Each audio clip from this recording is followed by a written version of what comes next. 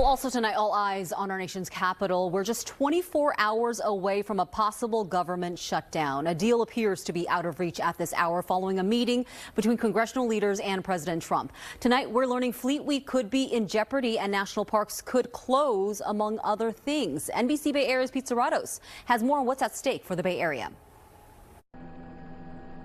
With uncertainty hanging over Washington, D.C., there's also uncertainty hanging over San Francisco's Fleet Week. The signs are already up along the Embarcadero. It's set to begin next week, but a government shutdown could mean no ships sailing in and no Blue Angels flying overhead.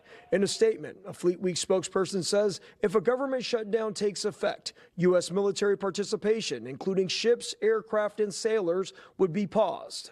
An important meeting today between congressional leaders and President Trump did not provide a pathway for an agreement to prevent a government shutdown before tomorrow's midnight deadline.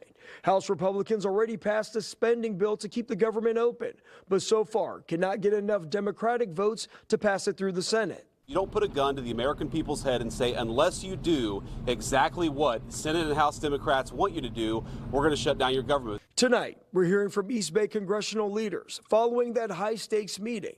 In a statement, Congressman Mark DeSaulnier saying with government funding set to run out tomorrow at midnight and the health care of over 56,000 Californians in the district I represent on the line, it is shameful that Republicans are refusing to work with us on behalf of the American people.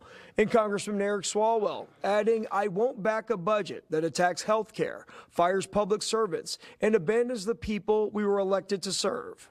In the event of a shutdown, Social Security, Medicare, Medicaid payments, and VA benefits would continue, but it could lead to many federal workers going without pay.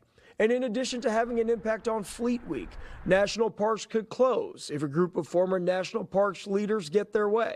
They say during previous shutdowns, vandalism happened at iconic spots, trash piled up, and visitor safety was jeopardized. So many visitors come to the National Park Service to learn why these units were established, and they don't get the full story because our visitor centers are closed. And as the country waits to see if a shutdown is averted, some political experts fear the back and forth between Republicans and Democrats on this issue is becoming the norm, and the general public may be tuning out. They know that both sides are going to hold out as long as possible, get as close to the deadline as possible to try and see if the other side will move first.